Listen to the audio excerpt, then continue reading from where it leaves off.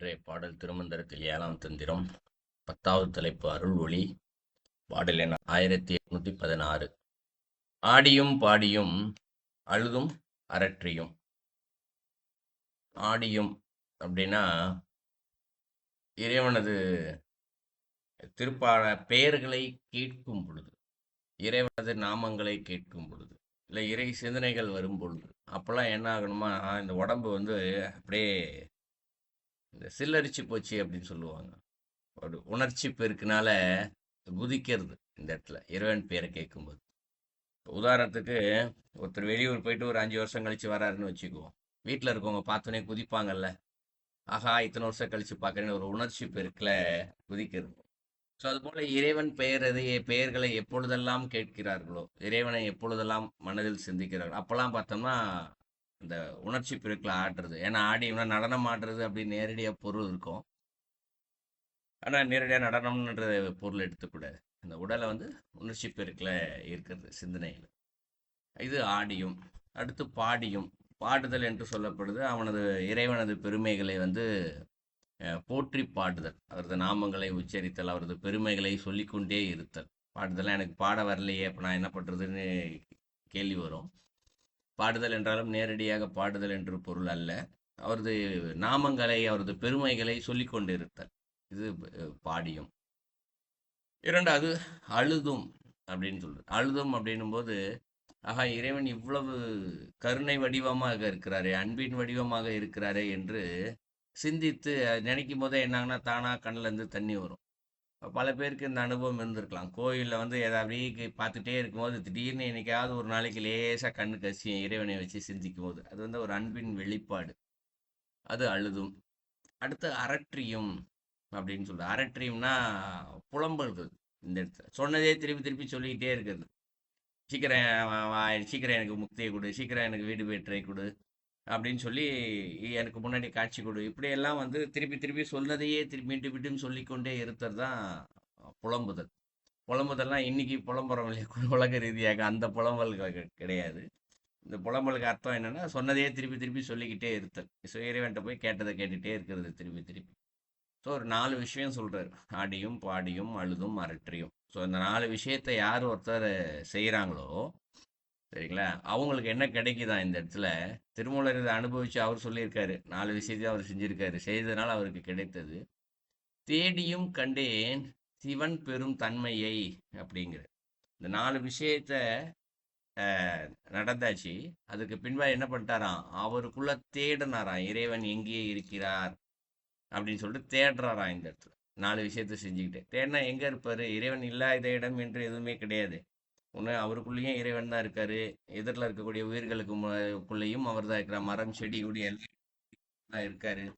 இதை வந்து இவர் தேடினாராம். தேடும்போது பார்த்துட்டாராம்.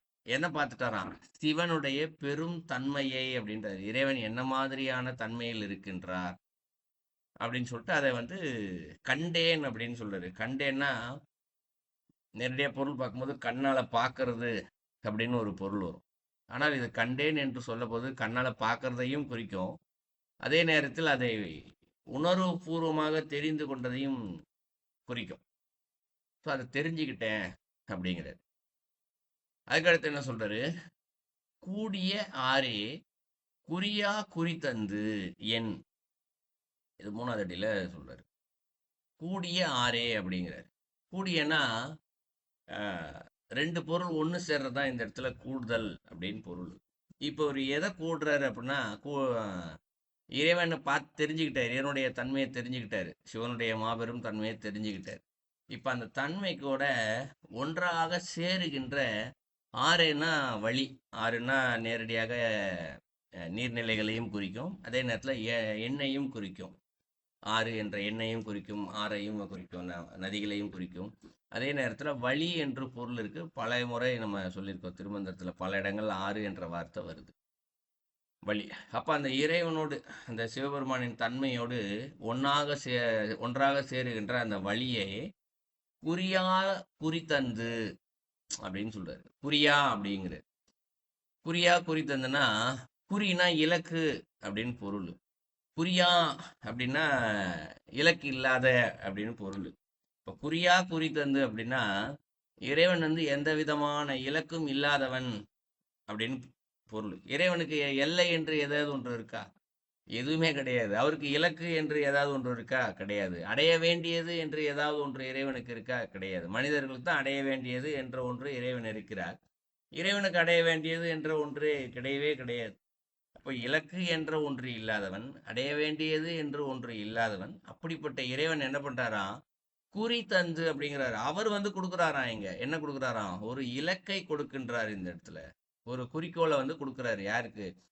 நீ அடைய வேண்டியது இந்த சிவனுடைய தன்மை தான் அப்படின்னு சொல்லிட்டு அதை எப்படி நீ அடைய வேணும் என்று அந்த ஒரு வழியை கொடுக்கின்றார். இந்த சிவனுடைய தன்மையை தெரிஞ்சுக்கிட்டார் இல்லையா? தெரிஞ்சு கொண்ட பின்பாக அவரே இவருக்கு வழி கொடுக்குறாராம். இதுதான் என்னுடைய தன்மை, நீ என்ன பண்ணணும், என் கூட இந்த முறையில் நீ வந்தினா நீ என்கிட்ட வந்து சேர்ந்துடலாம் அப்படின்னு சொல்லிட்டு அவரே கொடுக்குறாராம் இந்த இடத்துல. கொடுத்து அந்த வழியை யார் ஒருத்தர் கடைபிடிக்கிறாங்களோ அவங்களுக்கு என் ஊடு நின்றான் அப்படின்னு சொல்ல. யாரு அவர்? ஊடு அப்படின்னா அந்த இலக்கு ஒன்று கொடுத்தார் இல்லையா? ஒரு குறிக்கோள் ஒன்று. குறிக்கோளையும் கொடுத்து அந்த குறிக்கோளை கடைபிடிப்பதற்கான முறையில் அதற்குள்ளேயே இவரும் கலந்து நின்று என்ன பண்ணுறாராம்? இவருக்குள்ளேயே கலந்து நிற்கிறாராம். யாரு? திருமூலருக்குள்ளேயே. நான் அவர் தேடியும் கண்டேன் அப்படின்னு தன்னைத்தான் சொல்றாரு இந்த இடத்துல. ஸோ அவருக்குள்ளே ஊடு நின்றான், அவன் தன் அருள் உற்றே அப்படின்னு சொல்றாரு. அவன் என்று சொல்லப்படுது இறைவன். அந்த இறைவன் தன்னருள் அப்படின்னு சொல்றாரு. தன்னருள்னா அவருடைய அருள், இறைவனது அருள் உற்றே அப்படிங்கிறாரு. உறுதல்னா மிகுதல் அப்படின்னு பொருள். மிகுதல் என்ன? அவருக்குள்ளே கலந்து நின்று இறைவன் மிகுந்து காணப்படுகின்றான் அப்படின்னு பொருள் நாலாத்தடியில். ஸோ நாலடிக்கும் சேர்த்து பொருள் பார்த்தோம் என்றால் அருள் ஒளி. ஸோ இறைவனது அருள் நமக்குள்ள இருக்கு, நம்மளை சுற்றி இருக்கு. திருவருளைப்பில் முன்னாடி தலைப்பில் நிறைய விளக்கம் பார்த்துட்டோம், எப்படி நமக்குள்ளே சுற்றி திருவருள் இருக்கிறது என்று. அந்த அருள் இப்போ எப்படி வெளிப்படுது? ஞானமாக வெளிப்படுகின்றது. அது வெளிப்படுவதற்கு என்னென்ன செய்ய வேண்டும் அப்படின்னா, ஆடியும் பாடியும் அழுதும் அரற்றியும். ஸோ இறைவனது திருப்பெயர்களை கேட்கும் பொழுதும் அவனை பார்க்கும் பொழுதும் உணர்வுபூர்வமாக ஆடியும் அவரது பெருமைகளை போற்றி சொல்லியும் பாடியும் மந்திரங்களை ஜெபித்தும் அவரது கருணையை எண்ணி அன்புருக அழுதும் அவரை எப்படியாவது சென்று சேர வேண்டும் என்று சொன்னதையே மீண்டும் மீண்டும் அவரிடமே சொல்லி புலம்பிக் கொண்டும் அவர் எங்கெங்கெல்லாம் இருக்கின்றார் என்றும் தேடியும் கண்டால் அங்கு சிவனுடைய பெரும் தன்மையை அறிந்து கொள்ளலாம். அப்படி இருக்கக்கூடிய அந்த சிவனுடைய பெரும் தன்மையை ஒன்றாக சேருகின்ற வழியையும் எந்த விதமான இலக்கும் இல்லாத, அடைய வேண்டியது ஒன்றும் இல்லாத அந்த இறைவன் அவரே அந்த வழியையும் இலக்கையும் அவரே இங்கு தந்து அதை கடைபிடிப்பதற்கான ஆற்றலையும் அங்கு அவர் கொடுத்து அந்த ஆற்றலோடு சேர்ந்து அவரும் அங்கு அவரோடு கலந்தே நிற்கின்றார். அப்படி கலந்து நின்று அவருக்குள் இருக்கக்கூடிய அந்த அருளை மிக வைத்து கொடுக்கின்றார், அதிகப்படியாக கொடுக்கின்றார். இப்போ நம்மலாம் இருக்கோம், நம்ம கூட அந்த இறைவனது அருள் இருக்கத்தான் செய்யுது. இப்போ நாம் இந்த செயல்களை செய்யும் பொழுது நமக்குள்ள இருந்தும் அந்த அருளானது நமக்குள்ள இருந்து மிகுந்த ஞானமாக வெளிப்படும். ஞானம்னாலே இறைவன் தான். இங்கு ஞானம் என்றால் அறிவு என்று பொருள் இருக்கின்றது. இறைவன் அறிவு வடிவானவன். ஸோ இறைவனே அறிவு வடிவாக வெளிப்படுவான். இந்த பாடலுடைய கருத்து.